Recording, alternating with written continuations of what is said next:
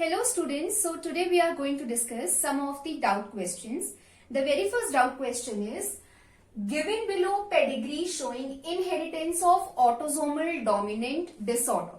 Okay, and what you have to do is, you have to find the genotype of person 1, 2 and 3 in this family tree. Okay, so आधा problem तो खुद question ने solve कर दिया कि आपको given है कि ये ऑटोजोमल डोमिनेंट डिसऑर्डर है. अब क्योंकि ये ऑटोजोमल पैटर्न है, ऑटोजोमल टाइप है, तो you have to keep some points in your mind.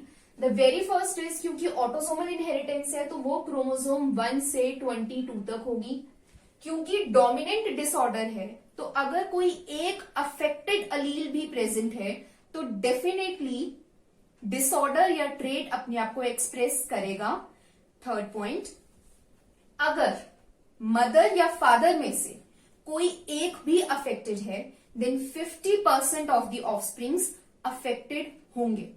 Okay, so now what you have to see is कि यहाँ पे square represents male and circle represents female. So यहाँ पे जो फादर है वो अफेक्टेड है लेकिन मदर जो है वो अनअफेक्टेड है, राइट?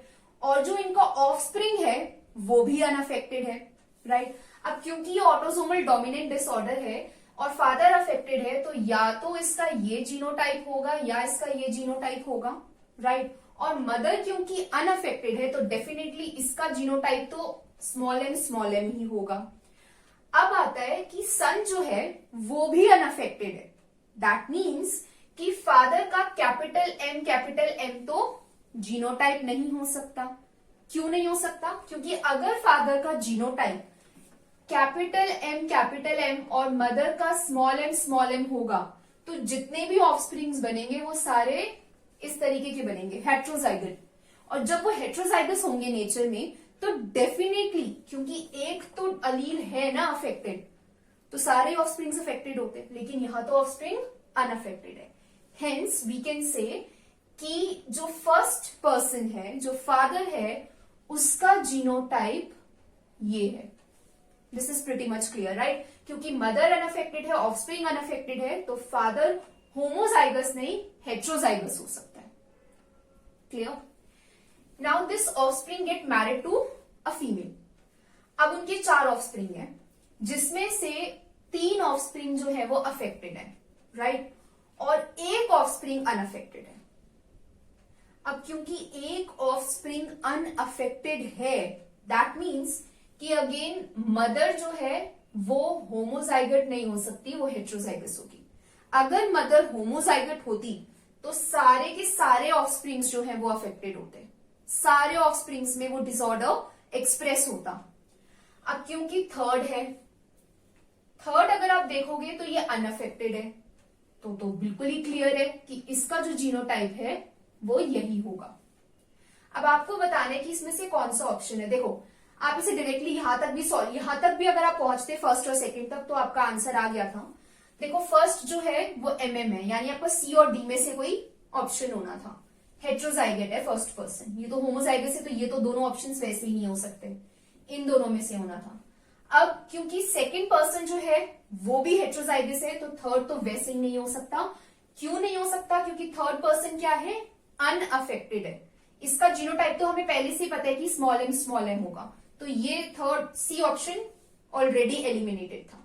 इसलिए इस क्वेश्चन का आंसर डी है. Very simple. सिर्फ ये देखो कि किस तरीके का डिसऑर्डर है. Look at the pedigree chart carefully and you'll be able to solve it. Let's move towards the next question. So the second question is, which of the following 2 out of 4 statements are incorrect? आपको बताना है कि 4 में से कौन सी 2 statements गलत हैं, incorrect हैं. Okay. So the very first statement is that the first transgenic buffalo, there is no transgenic buffalo named Rosie. There is a transgenic cow named Rosie. सो पहली स्टेटमेंट ही आपकी गलत हो गई. ठीक है. So basically the correct statement is that there is a first transgenic cow named Rosie. It produced a milk which was human enriched alpha lactalbumin. Okay. Now next is restriction enzyme are used in the isolation of DNA from other macromolecules. So again the statement is wrong. Why is it wrong? Because the restriction enzyme, or I can say it restriction endonuclease, basically used to cut the DNA at the particular restriction sites. तो restriction enzyme या restriction endonuclease का काम क्या होता है कि DNA में जो स्पेसिफिक रिस्ट्रिक्शन साइट्स हैं वहां पर उसे फ्रेगमेंट में कट करना स्पेसिफिक साइट्स पे, ना कि डीएनए को बाकी मैक्रोमोलिक्यूल्स जैसे कि प्रोटीन और आरएनए या किसी भी अदर मैक्रोमोलिक्यूल से सेपरेट करना। तो आपकी फर्स्ट 2 स्टेटमेंट्स गलत है। तो आपको इस क्वेश्चन से पहले ही 2 स्टेटमेंट्स इनकरेक्ट मिल गई, A and B. So the correct option is D. Statement A and B are incorrect. Downstream processing is one of the steps of our DNA technology. It's completely right. Disarmed pathogen vector. अगर आपने किसी pathogen vector को disarm कर दिया, उसकी pathogenicity कम कर दी या खत्म ही कर दी, they are basically used in the transfer of our DNA, that is the recombinant DNA into the host. It's completely correct, right? So इस क्वेश्चन के अकॉर्डिंग आपकी 2 स्टेटमेंट्स गलत है। There is first transgenic cow named Rosie, not buffalo, and restriction enzyme or the endonuclease is being used to cut the DNA at the specific restriction sites, not is being used for isolation of DNA from any other macromolecules. This is wrong. Okay, so statement A and B are incorrect. Let's move towards the another question. So the third question is, which of the following is not true for retroviruses? Okay, तो जो ऐसे statements होते हैं ना, which statement is incorrect और विच of the following is not true for retroviruses, आप इन्हें कैसे कर सकते हो? या तो आपको करेक्ट स्टेटमेंट पता हो या इनकरेक्ट स्टेटमेंट्स के बारे में आप अच्छे से श्योर हो। सो बेसिकली अब यहाँ पर हमें पूछा गया कि कौन सी स्टेटमेंट इसमें से गलत है रेट्रोवायरसेस के लिए। अब आपको रेट्रोवायरसेस की प्रॉपर्टी पता होनी चाहिए। पहली प्रॉपर्टी ये है, जो रेट्रोवायरसेस है इनका जेनेटिक मटेरियल होता है ribonucleic acid. They carry 2 single stranded RNA molecules. अब रेट्रोवायरसेस के पास एक रिवर्स ट्रांसक्रिप्टेज एंजाइम प्रेजेंट होता है। रिवर्स ट्रांसक्रिप्टेज, ट्रांसक्रिप्शन का मतलब क्या होता है? DNA to RNA. Reverse transcriptase means RNA to DNA. So यहां पर आरएनए जो है वो डीएनए में कन्वर्ट हो जाता है। This is the reverse transcriptase. Okay. And apart from it, what you need to keep in mind is कि अब ये जो डीएनए बना है, ये डीएनए बनने के बाद कहाँ बनता है? ये डीएनए होस्ट सेल में।